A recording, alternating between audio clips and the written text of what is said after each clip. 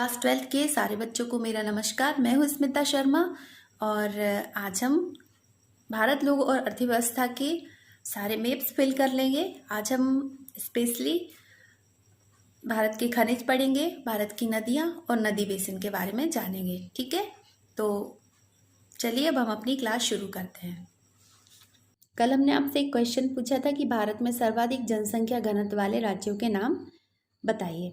तो बहुत से बच्चों ने इसके जवाब भेजे हैं, जिनमें से अंजलि, मेघा, सोनाली और हरिओम ने बिल्कुल सही जवाब दिए हैं कि भारत में सर्वाधिक जनसंख्या घनत्व वाले 2 राज्य बिहार और पश्चिम बंगाल हैं। ठीक है, तो आज के लिए आपका एक और क्वेश्चन है कि विश्व के सर्वाधिक जनसंख्या वाले 2 देशों के नाम लिखिए। ठीक है, तो इनका दोनों का आंसर आप कल कमेंट्स बॉक्स में भेजिएगा। ओके, चलिए तो सबसे पहले हम पढ़ेंगे भारत की प्रमुख नदियाँ और उनके बेसिन। तो सबसे पहले हम देखते हैं, भारत की प्रमुख नदी है गंगा नदी और ये भारत की सबसे बड़ी नदी है। ठीक है, और ये है गंगा नदी का बेसिन। ये सबसे बड़ा नदी बेसिन भी भारत में गंगा नदी का ही है। ठीक है, ये प्रथम नंबर पे है। दूसरे स्थान पर हम देखते हैं सिंधु नदी है। ठीक है, ये सिंधु नदी है और ये पूरा एरिया जो है वो सिंधु नदी बेसिन है। तीसरे स्थान पर हम देख लेते हैं ब्रह्मपुत्र नदी है और ये पूरा 7 सिस्टर्स वाला जितना भी एरिया होता है यह ब्रह्मपुत्र नदी का ही है। चौथे स्थान पर हम देख लेते हैं भारत की 5वीं और मध्य प्रदेश की सबसे बड़ी नदी नर्मदा नदी, और ये जहाँ पर ये पूरा जो बेसिन हमें दिखाई दे रहा है ये नर्मदा नदी बेसिन है।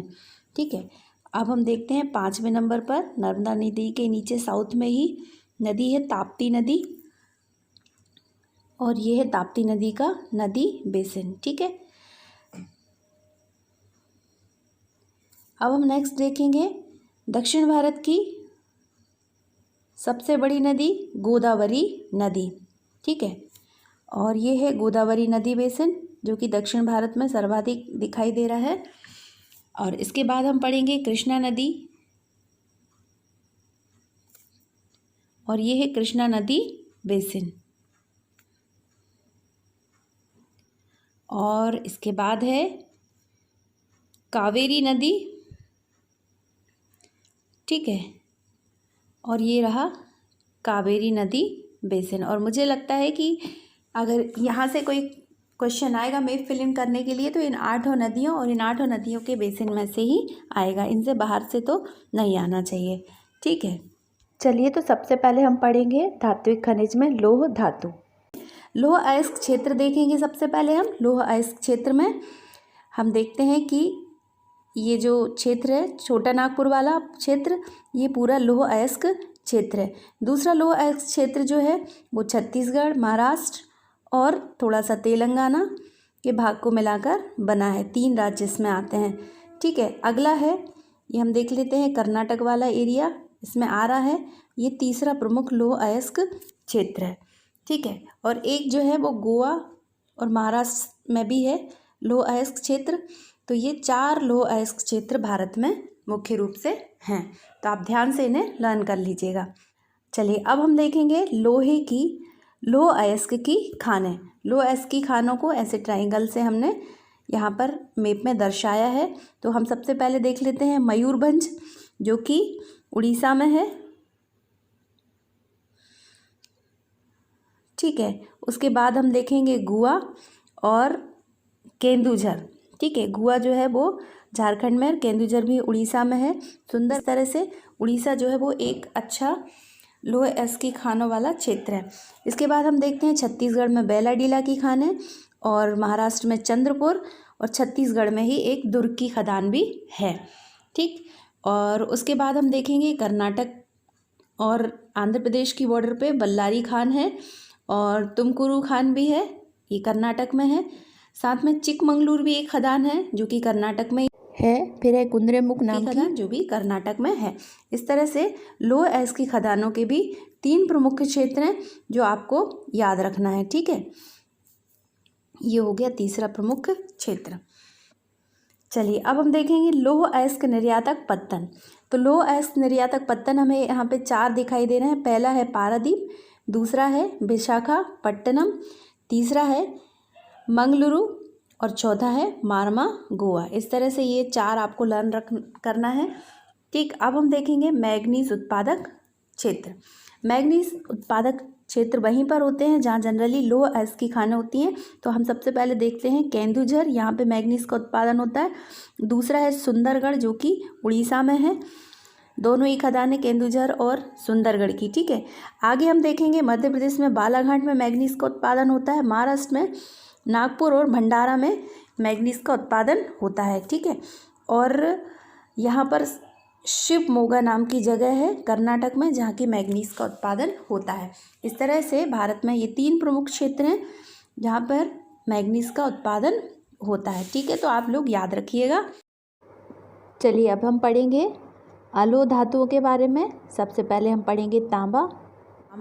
तांबा मुख्य रूप से राजस्थान के उत्तरी पूर्वी भाग जिसमें खेतड़ी और अलवर, खेतड़ी जो है तांबे की मुख्य खदान है भारत की, और फिर है अलवर, और फिर दक्षिण पूर्वी राजस्थान में भीलवाड़ा और उदयपुर में भी तांबे का अच्छा उत्पादन होता है। इस तरह से ये जो प्रमुख तांबा उत्पादक क्षेत्र है। दूसरे स्थान पर हम देखेंगे कि हजारीबाग जो कि झारखंड में है, और सिंहभूमि ये भी झारखंड में है, यहाँ पर भी तांबे का अच्छा उत्पादन होता है। तो तीसरे नंबर पर हम देखेंगे मध्य प्रदेश के बालाघाट में भी तांबे का उत्पादन होता है। ठीक है, तो ये तीनों क्षेत्र याद रखिएगा। सर्वाधिक आपको याद रखना है राजस्थान, यहाँ खेतड़ी, अलवर, भीलवाड़ा, उदयपुर तांबे की प्रमुख खदानें हैं। चलिए अब हम देखेंगे बॉक्साइट उत्पादन क्षेत्र जहाँ से बॉक्साइट निकलता है। ठीक, तो ये जो इस टाइप का शेप दिया है ये बॉक्साइट वाला है। तो सबसे पहले हम देख लेते हैं प्रमुख बॉक्साइट जो है वो हमें छत्तीसगढ़ में दिखाई दे रहा है। छत्तीसगढ़ में बिलासपुर, मैकाल की पहाड़ियाँ और मध्य प्रदेश के अमरकंटक में। ठीक है, ये पहला मुख्य बॉक्साइट उत्पादक क्षेत्र है। साथ में मध्य प्रदेश के कटनी में भी बॉक्साइट निकाला जाता है। ठीक है, और उड़ीसा में कोरापुट ये दूसरा प्रमुख बॉक्साइट उत्पादक क्षेत्र है। तो इस तरह से इन क्षेत्रों में बॉक्साइट का उत्पादन होता है, तो आप ध्यान से इसको तैयार कर लीजिएगा। ये अब हम तैयार करेंगे परंपरागत ऊर्जा के क्षेत्र। सबसे पहले है कोयला क्षेत्र। कोयला क्षेत्र देखिए ये संपूर्ण छोटा नागपुर के पठारी वाले क्षेत्र में फैला हुआ है जिसमें कि झारखंड, छत्तीसगढ़, उड़ीसा और पश्चिम बंगाल के राज्य आते हैं। तो ये प्रमुख पहला कोयला उत्पादक क्षेत्र है। दूसरा है महाराष्ट्र, तेलंगाना और आंध्र प्रदेश का क्षेत्र, और तीसरा प्रमुख उत्पादक क्षेत्र असम और मेघालय वाला क्षेत्र है। तो ये 3 प्रमुख कोयला उत्पादक क्षेत्र। चलिए तो हम प्रमुख कोयले की खानें देख लेते हैं जिन्हें कि ऐसे ट्रायंगल से दर्शाया गया है। सबसे पहले है रानीगंज पश्चिम बंगाल, झरिया और बोकारो झारखंड, ये पहला कोयला उत्पादक क्षेत्र है। दूसरे पे हम देखेंगे तलचर, ये उड़ीसा में है। ठीक है, और तीसरे स्थान पर हम देखेंगे कोरबा छत्तीसगढ़ और सिंगरौली मध्य प्रदेश। ठीक है, चौथे स्थान पर हम देखेंगे सिंगरैनी और 5वें स्थान पर नेवेली। तो ये प्रमुख कोयला उत्पादक खदानें हैं। ठीक है, चलिए अब हम देखेंगे मुख्य प्राकृतिक आरक्षित गैस। ठीक है, अब हमें दिखाई दे रहा है मुख्य प्राकृतिक आरक्षित गैस का क्षेत्र। पहला है मुंबई हाई। ठीक है, दूसरा है यहाँ पर राजस्थान, पश्चिमी राजस्थान में। तीसरा है तमिलनाडु के तटीय क्षेत्रों में।